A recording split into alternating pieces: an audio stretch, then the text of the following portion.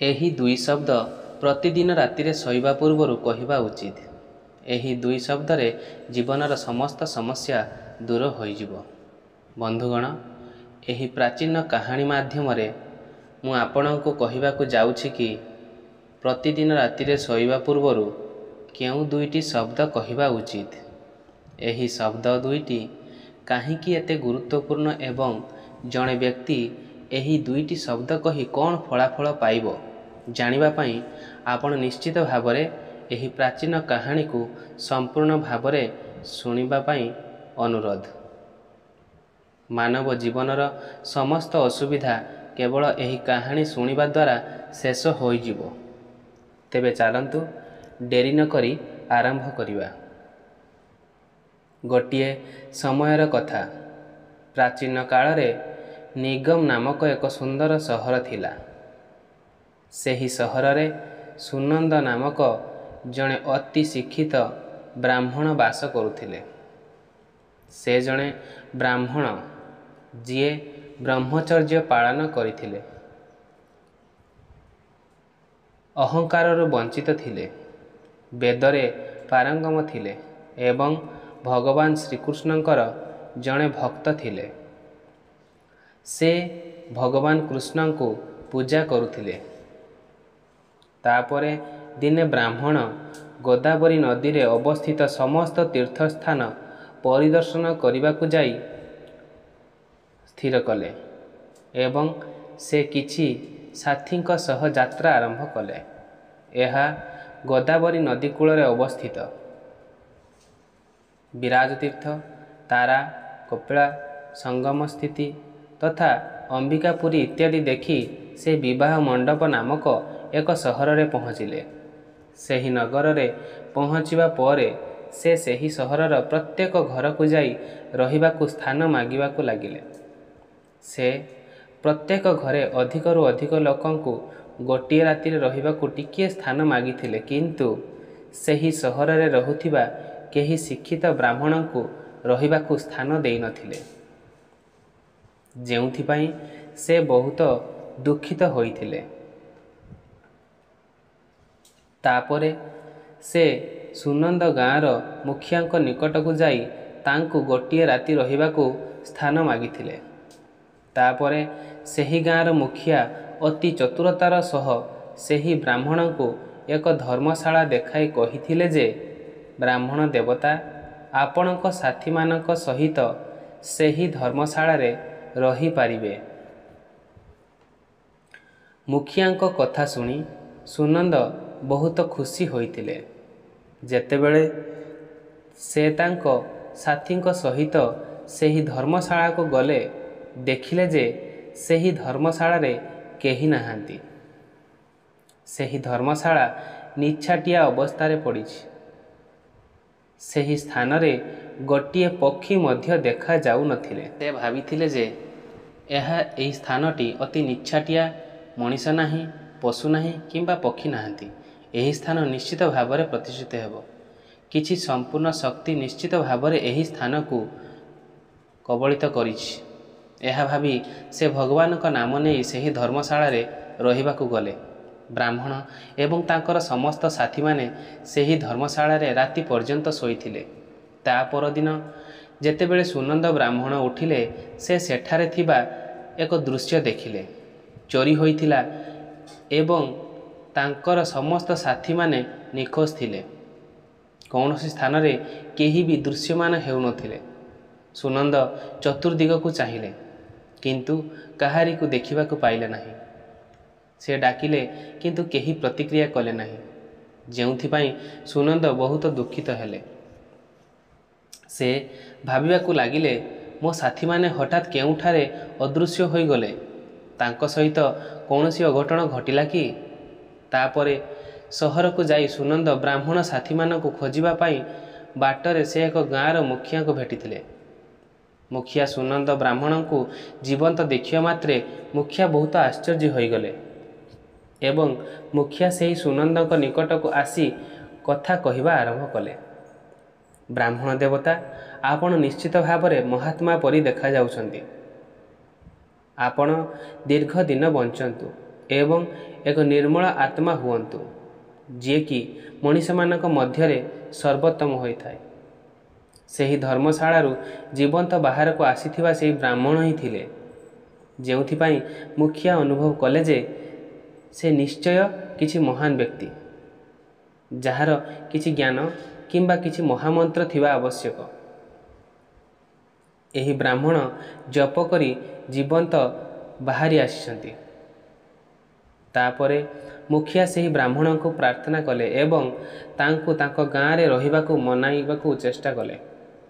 ଯେପର୍ଯ୍ୟନ୍ତ ଏହି ବ୍ରାହ୍ମଣ ଦେବତାମାନେ ଆପଣଙ୍କୁ ନ ମିଳନ୍ତି ଆପଣ ଆମ ସାଥିରେ ରହିବେ, ମୁଁ ତୁମର ସେବା କରିବି। ଏହା କହି ମୁଖିଆ ସେହି ବ୍ରାହ୍ମଣଙ୍କୁ ତାଙ୍କ ଘରେ ଏକ ସ୍ଥାନ ଦେଲେ ଏବଂ ତାଙ୍କୁ ବହୁତ ଭଲ ଭାବରେ ସେବା କରିବା ଆରମ୍ଭ କଲେ। ତାପରେ କିଛି ଦିନ ପରେ ମୁଖିଆ ବ୍ରାହ୍ମଣଙ୍କ ନିକଟରେ କାନ୍ଦି କାନ୍ଦି ଆସି ବ୍ରାହ୍ମଣ ଦେବତାକୁ କହିଥିଲେ, ବ୍ରାହ୍ମଣ ଦେବତା, ମୋତେ ରକ୍ଷା କରନ୍ତୁ। ଗୋଟିଏ ଭୂତ ମୋ ପୁଅକୁ ରାତିରେ ଲୁଚାଇ ରଖିଛି। ମୋ ପୁଅ ବହୁତ ଭଲ ଏବଂ ଭକ୍ତ ଅଟେ। ସେ ମୁଖିଆଙ୍କ ଠାରୁ ଏପରି ଶବ୍ଦ ଶୁଣି ସୁନନ୍ଦ ବ୍ରାହ୍ମଣ ଭାଇଙ୍କୁ ପଚାରିଲେ, ଭୂତ କେଉଁଠାରେ ଅଛି? ସେହି ଭୂତ ତୁମ ପୁଅକୁ କିପରି ଖାଇଲା? ମୋତେ କୁହ, ସେହି ରାକ୍ଷସ କେଉଁଠାରେ ରୁହେ? ମୁଁ ନିଶ୍ଚିତ ଭାବରେ ଆପଣଙ୍କୁ ସାହାଯ୍ୟ କରିବାକୁ ଚେଷ୍ଟା କରିବି। ସେ ମୁଖିଆ କହିବା ଆରମ୍ଭ କଲା, ବ୍ରାହ୍ମଣ ଦେବତା, କେଉଁ ସହର ନିକଟରେ ଜଙ୍ଗଲରେ ଏକ ବିରାଟ ମନୁଷ୍ୟ ଖାଉଥିବା ରାକ୍ଷସ ବାସ କରେ। ସେ ପ୍ରତିଦିନ ରାତିରେ ଆସି ଏହି ସହରର ଲୋକଙ୍କୁ ଖାଉଥିଲେ। ତାପରେ ଦିନେ ସମସ୍ତ ସହରବାସୀ ରାକ୍ଷସକୁ ଏହି ସହରର ଲୋକଙ୍କୁ ନ ଖାଇବାକୁ ଅନୁରୋଧ କଲେ। ଆମେ ଆପଣଙ୍କ ପାଇଁ ଖାଦ୍ୟ ବ୍ୟବସ୍ଥା କରିବୁ ବୋଲି କହିଲେ। ଯିଏ ଏହି ଗାଁରେ ରହିବାକୁ ବାହାରୁ ଆସେ ଆମେ ସେମାନଙ୍କୁ ସେହି ଧର୍ମଶାଳାରେ ରହିବାକୁ କହିବୁ ଏବଂ ତୁମେ ସେହି ଲୋକମାନଙ୍କୁ ଖାଇବ। ସେହି ଭୂତ ଆମ ସହରର ବାସିନ୍ଦାଙ୍କ ପରାମର୍ଶ ଗ୍ରହଣ କଲା ଏବଂ ଯିଏ ରାତିରେ ସେହି ଧର୍ମଶାଳାରେ ରହେ ସେହି ଭୂତ ସେମାନଙ୍କୁ ଖାଇଦିଏ। ଆମେ କେବଳ ଆମର ସହରବାସୀଙ୍କ ଜୀବନ ରକ୍ଷା କରିବା ପାଇଁ ଏହା କରିଛୁ। ତଥାପି ଜଣେ ବ୍ରାହ୍ମଣ ଦେବତା, ତୁମେ ତୁମର ସାଥୀମାନଙ୍କ ସହିତ ଏହି ସହରକୁ ଆସିଥିଲ ଏବଂ ତୁମକୁ ସେହି ଧର୍ମଶାଳାରେ ରହିବାକୁ କହିଲୁ, ଯାହାଦ୍ୱାରା ଭୂତ ତୁମକୁ ଏବଂ ତୁମ ସାଥୀମାନଙ୍କୁ ଖାଇପାରିବ। କିନ୍ତୁ ସେହି ରାକ୍ଷସ ତୁମ ବ୍ୟତୀତ ତୁମର ସମସ୍ତ ସାଥୀଙ୍କୁ ଖାଇଲା। ଦୟାକରି ମୋତେ କ୍ଷମା କରିଦିଅ।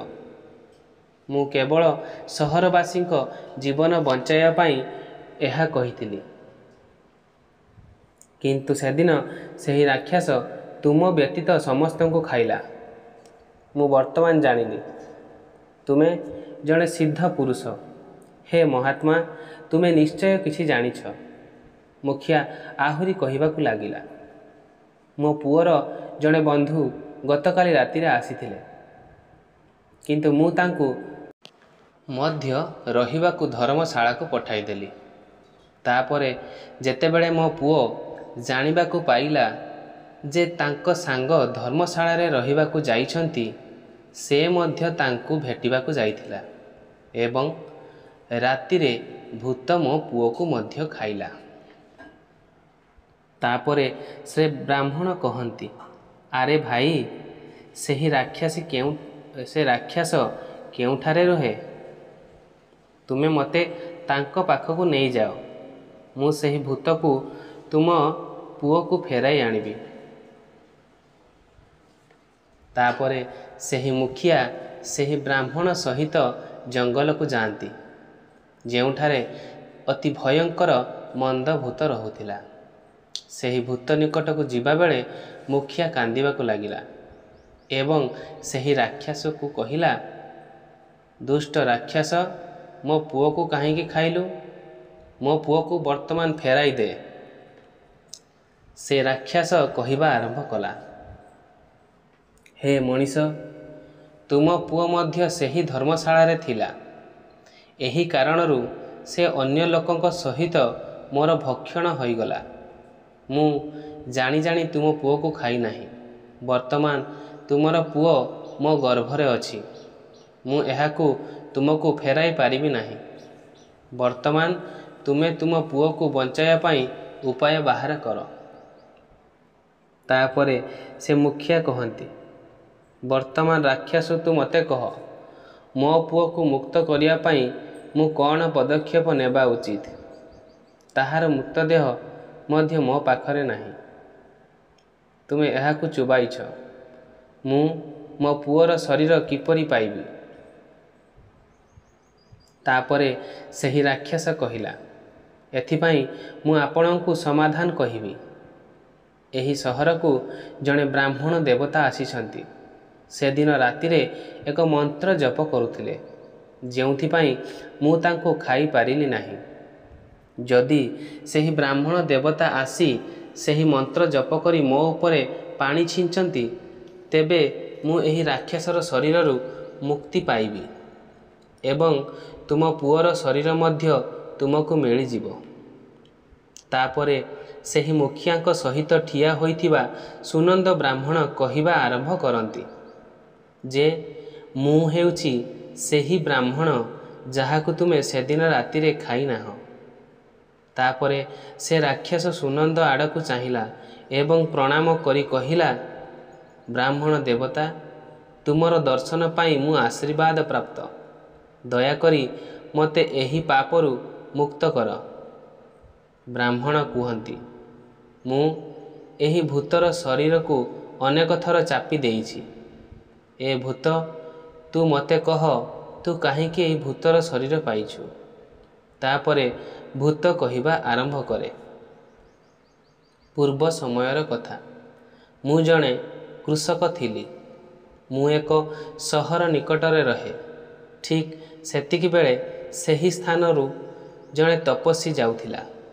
ଯଦିଓ ସେମାନେ ଏହି ଦୃଶ୍ୟକୁ ଦୂରରୁ ଦେଖିଥିଲେ ମଧ୍ୟ ତାଙ୍କୁ ଉଦ୍ଧାର କରିବାକୁ ଚେଷ୍ଟା କରି ସେହି ବ୍ୟକ୍ତିଙ୍କ ନିକଟକୁ ଆସିଥିଲେ।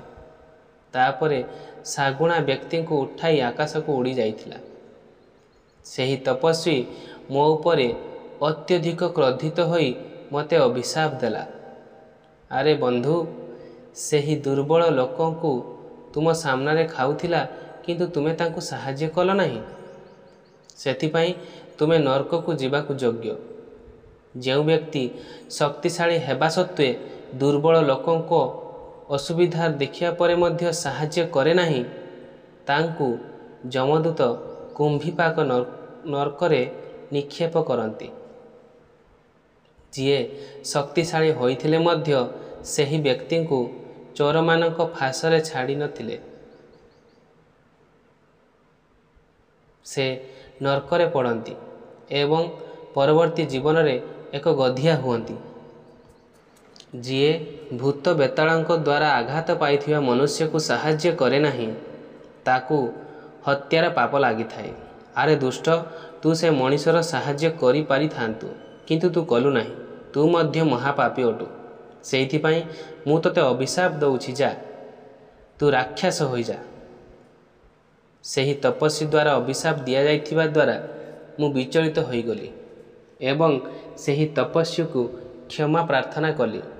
ମୁଁ କହିଲି, ହେ ତପସ୍ୱୀ, ମୋର ଧ୍ୟାନ କ୍ଷେତ୍ରକୁ ରକ୍ଷା କରିବାରେ ଥିଲା। ସେଥିପାଇଁ ମୁଁ ସେହି ଶାଗୁଣା ପ୍ରତି ଧ୍ୟାନ ଦେଉନଥିଲି। ମୁଁ ଜାଣିକି ଏହା କରିନାହିଁ। ଦୟାକରି ମୋତେ କ୍ଷମା କର। ସେତେବେଳେ ସେହି ତପସ୍ୱୀ ମୋତେ କ୍ଷମା କରି କହିଲା ଯେ କେଉଁ ଶୁଦ୍ଧ ବ୍ରାହ୍ମଣ ମନ୍ତ୍ର ଜପ କରିବେ ଏବଂ ଆପଣଙ୍କ ଉପରେ ପାଣି ଛିଞ୍ଚିବେ, ତାପରେ ତୁମେ ଏହି ଭୂତର ଶରୀରରୁ ସ୍ୱାଧୀନତା ପାଇବ। ଯେତେବେଳେ ଭୂତ ଏହା କହିଲା, ବ୍ରାହ୍ମଣ ଦେବତା ପୁରା କଥା ବୁଝିପାରିଥିଲେ ଏବଂ ବ୍ରାହ୍ମଣ ଦେବତା ତାଙ୍କ ହାତକୁ ଘୁଞ୍ଚାଇଲେ ଏବଂ ସେହି ଈଶ୍ୱରୀୟ ମନ୍ତ୍ର ଜପ କରି ଭୂତ ଉପରେ ପାଣି ଛିଞ୍ଚିଲେ। ତାଙ୍କ ଦେହରେ ପାଣି ଦେଖାଯିବା ମାତ୍ରେ ଭୂତଟି ତଳେ ପଡ଼ିଯାଇଥିଲା। ସେହି ମୁହୂର୍ତ୍ତରେ ଶବ ନଷ୍ଟ ହୋଇଯାଇଥିଲା ଏବଂ ସମସ୍ତ ମୃତ ବ୍ୟକ୍ତିଙ୍କ ଶବ ବାହାରେ ପଡ଼ିଥିଲା। ସେହି ମୁଖିଆଙ୍କ ପୁଅର ଶବ ମଧ୍ୟ ବାହାରେ ଥିଲା। ସେହି ମନ୍ତ୍ରର ପ୍ରଭାବ ହେତୁ ଭୂତ ଏବଂ ତାଙ୍କ ପେଟ ଭିତରେ ଥିବା ସମସ୍ତ ମଣିଷ ତୁରନ୍ତ ମୁକ୍ତ ହୋଇଗଲେ। ତାପରେ ମୁଖିଆ ତାଙ୍କ ପୁଅକୁ ଶେଷ ବିଦାୟ ଦେଇ ବ୍ରାହ୍ମଣକୁ ଚାହିଁ ସେ ତାଙ୍କୁ ଅଭିବାଦନ ଜଣାଇବାକୁ ଲାଗିଲେ। ଅମର ଦେବତା, ଦୟାକରି ମୋତେ କୁହ, ସେହି ମନ୍ତ୍ର କ'ଣ ଯାହା ତୁମେ ପ୍ରତିଦିନ ଜପ କରୁଛ ଏବଂ ଯାହାର ପ୍ରଭାବ ସହିତ ସେହି ମନ୍ଦ ଭୂତ ମଧ୍ୟ ସ୍ୱାଧୀନତା ପାଇଲା। ବ୍ରାହ୍ମଣ କହିବା ଆରମ୍ଭ କରନ୍ତି, ଆରେ ଭାଇ, ମୁଁ ମୋର ଗୁରୁଙ୍କ ଠାରୁ ଏହି ମନ୍ତ୍ର ପାଇଛି। ଯେକୌଣସି ବ୍ୟକ୍ତି ପ୍ରତିଦିନ ରାତିରେ ଶୋଇବା ପୂର୍ବରୁ ଏହି ମନ୍ତ୍ର ଜପ କରନ୍ତି ସେ କୌଣସି ଜିନିଷକୁ ଭୟ କରନ୍ତି ନାହିଁ। ତାଙ୍କର ସମସ୍ତ ଅସୁବିଧା ସମାପ୍ତ ହୁଏ। ଭୂତ, ଯାଦୁକାରୀ ଇତ୍ୟାଦି ମନ୍ଦ ଶକ୍ତିର ନିକଟତର ହୁଏ ନାହିଁ। ସେହି ମନ୍ତ୍ରଟି ନିମ୍ନଲିଖିତ ଅଟେ। ହର ହର ମୁକୁନ୍ଦେ। ମୁଁ ପ୍ରତ୍ୟେକ ରାତିରେ ଶୋଇବା ପୂର୍ବରୁ ମୁଁ ଏହି ମନ୍ତ୍ର ଜପ କରେ। ଏହି ମନ୍ତ୍ର ଜପ କଲେ ମନକୁ ଶାନ୍ତି ଆଣିଥାଏ। ସମସ୍ତ ପ୍ରକାର ଭୟ ମନରୁ ନଷ୍ଟ ହୋଇଯାଏ। ଜୀବନର ସମସ୍ତ ସମସ୍ୟା ସମାପ୍ତ ହୁଏ। ଯିଏ ପ୍ରତିଦିନ ଏହି ମନ୍ତ୍ର ଜପ କରେ ସେ ସୁଖ, ସମୃଦ୍ଧତା ଏବଂ ଧନ ପାଇଥାଏ। ଯେକୌଣସି କାମ ତାଙ୍କର ପୂରଣ ହୁଏ। କେବଳ ଏହି ମନ୍ତ୍ର ଶୁଣିବା ଦ୍ୱାରା ମନୁଷ୍ୟର ପାପ ନଷ୍ଟ ହୋଇଥାଏ। ଏହାକୁ ଜପ କରି ଅନେକ ଜନ୍ମର ପାପ ନଷ୍ଟ ହୋଇଥାଏ। ଏହିପରି ଭାବରେ ସେହି ବ୍ରାହ୍ମଣ କହିଥିଲେ ଯେ ମୁଖିଆଙ୍କୁ ଅତ୍ୟନ୍ତ ଚମତ୍କାର ମନ୍ତ୍ର କହିଥିଲେ ଏବଂ ତାପରେ ସେହି ମୁଖିଆ ପ୍ରତିଦିନ ସେହି ମନ୍ତ୍ର ଜପ କରିବା ଆରମ୍ଭ କଲେ। ତାପରେ ବନ୍ଧୁମାନେ, ଏହି ଉପାୟରେ ଏକ ଶକ୍ତିଶାଳୀ ମନ୍ତ୍ର ପାଠ କରି ବ୍ରାହ୍ମଣ ପରିତ୍ରାଣ ପାଇବା ପାଇଁ ଶକ୍ତି ପାଇଲେ। ଏହି ମନ୍ତ୍ରର ପ୍ରଭାବ ହେତୁ ଭୂତ ମଧ୍ୟ ସ୍ୱାଧୀନତା ପାଇଲା। ପ୍ରତିଦିନ ରାତିରେ ଶୋଇବା ପୂର୍ବରୁ ଏହି ମନ୍ତ୍ର ଜପ କରିବା ଉଚିତ। ଯଦି ଆପଣଙ୍କୁ କାହାଣୀଟି ପସନ୍ଦ ଲାଗିଲା ତେବେ ଦୟାକରି ଭିଡ଼ିଓକୁ ଲାଇକ୍ କରନ୍ତୁ। କମେଣ୍ଟ ବକ୍ସରେ ଜୟ ଶ୍ରୀକୃଷ୍ଣ ନିଶ୍ଚୟ ଲେଖନ୍ତୁ। ଯଦି ଚ୍ୟାନେଲରେ ନୂଆ ଅଛନ୍ତି ତେବେ ଚ୍ୟାନେଲକୁ ନିଶ୍ଚିତ ସବସ୍କ୍ରାଇବ୍ କରନ୍ତୁ, ଯାହାଦ୍ୱାରା ଏହିପରି ଆଧ୍ୟାତ୍ମିକ ଏବଂ ରହସ୍ୟମୟ ସୂଚନା ଆପଣମାନେ ପାଇପାରିବେ। ଆପଣଙ୍କର ଗୋଟିଏ ସବସ୍କ୍ରାଇବ୍ ଏବଂ ଲାଇକ୍ ଆମକୁ ଆଶୀର୍ବାଦ ହେବ। ଜୟ ଶ୍ରୀକୃଷ୍ଣ।